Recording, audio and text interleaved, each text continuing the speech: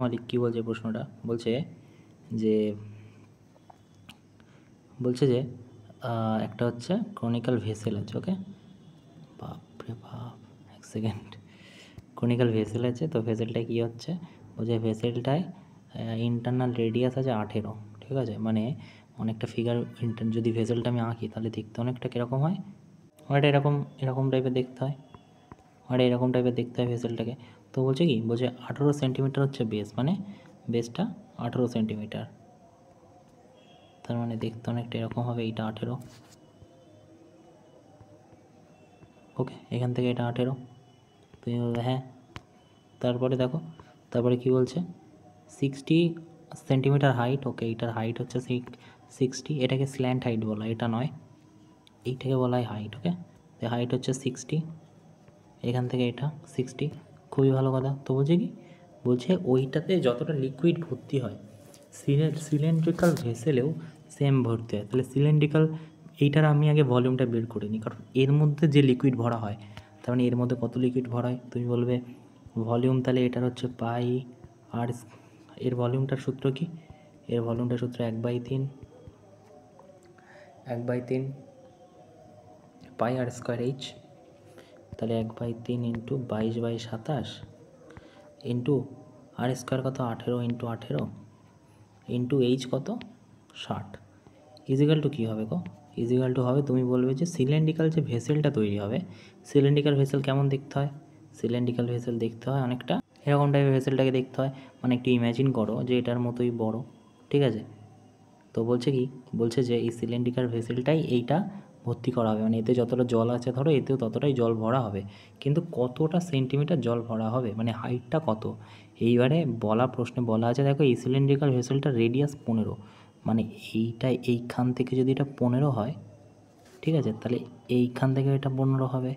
এখন এর হাইটটা যদি আমরা এখান থেকে পেয়ে যাই, ঠিক আছে, তাহলেই হয়ে যাবে। এখন তোমাকে মাথায় রাখতে হবে যে সিলিন্ড্রিক্যাল ভেসেলের ভলিউম কী হয়, মানে ওর মধ্যে কতটা জল ভরে, ওটার সূত্র কী হয় ওটাকে তোমার জানতে হবে। তো ওটার সূত্র হয় পাই আর স্কোয়ার এইচ, তার মানে 22/7, আর মানে 15 ইন্টু 15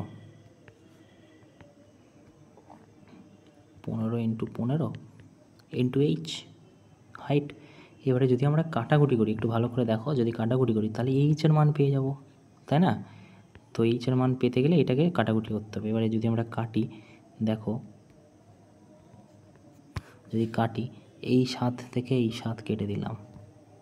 ওকে, তো এইবারে দেখো, এইবারে ভয়ঙ্কর ক্যালকুলেশন আছে, 4 15 60, এখানে 15 দিয়ে কাটা যেতে পারে এইটাকে, কোনটাকে 4 15 60 4। ওকে, তো এবারে কী হবে, এবারে 3 6 18 হবে এখানে, রাইট। 22 থেকে 22 কেটে যাবে, রাইট। এবারে 3 2 6 হবে, 5 15 হবে 3 দিয়ে কাটলে, রাইট। তাহলে কী বাকি থাকছে, এখানে 5h বাকি থাকছে, আর এদিকে কী বাকি থাকছে তুমি বলবে যে 4 18, মানে 8 ইন্টু 18 বাকি আছে। এইচ ইজিক্যাল টু কী হবে, 5টা নিচে চলে আসবে এইচের ভ্যালু, তাহলে এইচ ইজিক্যাল টু এখানে যদি কাটাকুটি করি তাহলে হবে 8 8 64, 4 হাতে 6 14/5। এবারে যদি এইটাকে আমরা এখানে কাটাকুটি করি 5 দিয়ে যদি কাটাকুটি করি 1 4 4 5 2 10, 5 8 40, 5 8 40, মানে 28.8। উত্তর কত আছে দেখো, 28.8। ওকে, বলছে যে আরেকবার বুঝিয়ে দিচ্ছি যে এইটার মধ্যে যতটা জল আছে না,